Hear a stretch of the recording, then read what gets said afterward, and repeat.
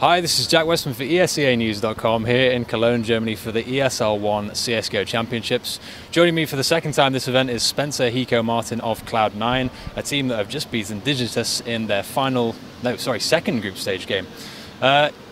You've first seed in your group. How are you feeling? It's a great feeling.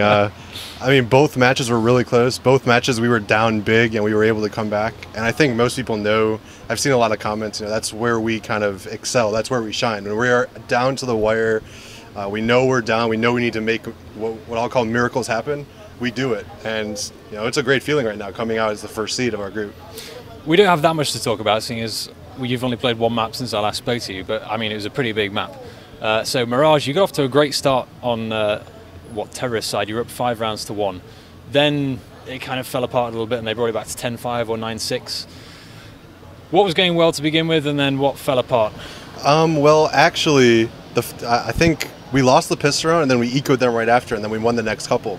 So it was huge that we were able to win the next eco round because it's pretty much like winning. It's like better than winning pistol round. And then the second round or the third round, they ended up like forcing an op. And we were able to pretty much, I think he didn't even get a single kill, so they had to save again. And as you said, we were up 5-1 after losing T-Pistol, and then we ended up obviously losing 10-5. Mirage is just kind of one of those maps. I think CT side is a little bit more favored, as probably you can tell now. And I mean, T side was just rough for us.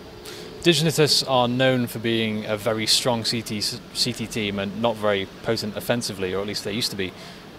Did you bear that in mind at all as you were swapping to the CT side? Yeah, of course. I think we all felt more confident going into the CT side than the T side, and I think it showed. We were able to win the pistol round, I think. Or did we lose pistol? I don't remember. I don't even remember. No. I think we lost it, and obviously, I mean, didn't you lose it and then win the next round? Oh yeah, Sean bought a scout. That's right. Yeah. So kind of the same thing happened again. We lost pistol round, and then we ended up winning the next round, and then we won the next couple. Yeah. So another half where we had a pretty poor first round, but then the rest of that we were able to just kind of run with it and win a lot of crucial rounds throughout the half. You say you prefer it when it's a close game. You guys play a lot better when it's tense. And I mean, fans back home have noticed that you guys play on LAN. You do a lot better than you do online. Why? Is it something about the venues that kicks you guys into gear? I think it's not only the atmosphere, but when we play online, it's hard for us to kind of bring the intensity that we do when we're actually at a tournament. Most of our practice when we're at home is pretty lackluster. I mean, we play the same teams, and we play them so often that it gets to a point where somebody will make like a stupid play, which, I mean, both teams know it's a stupid play, and then the other team kind of does the same thing, and everyone kind of gives up the whole time. So practice in America is really bad. Obviously, we were fortunate enough to have a boot camp for a few days before this tournament, and I think we worked out a lot of our kinks during that time. So, yeah, I mean, it's always just been, with all of my teams, it's always been, we're always worse online than we are when we actually get to a tournament. And talking about your American counterparts, your compatriots or whatever you want to call them, iBuyPower, who are also here, they're kind of the reverse. They play amazingly online and amazingly on American LAN, and then you get them to Europe and suddenly they fall apart. Is there anything I know you watched their game. What are your thoughts on how they've performed over here? Well, I think one of the key differences between our team and iBuyPower is we have players that can just win rounds, basically on their own. You have Jordan Nothing, who will randomly just run through whatever he needs to do and just pick up like 4 really fast kills. Sometimes I'll win like random 1v4s, 1v5s that I should never win.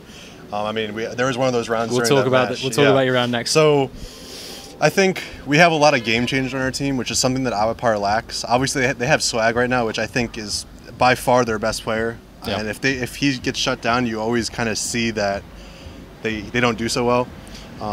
But other than that, I'm not really sure. You would think that they would have figured out why they don't do so well here and maybe fix it. But obviously, I mean, they've been boot camping here for like 2 weeks still, and they were at G3 a couple weeks ago. So if they weren't able to use that much time to actually prepare well enough and get to a point where they feel comfortable on all the maps, then I'm kind of surprised by that. You're talking about them having a lot more preparation than you, and when we spoke yesterday, you said that you guys felt really unprepared for this.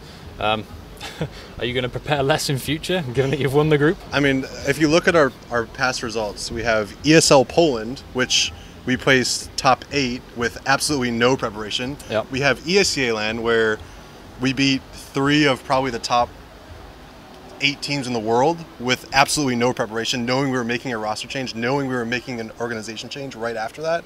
So, and then we have this tournament where we were here for a few days. At least we were able to get the jet lag out of our system.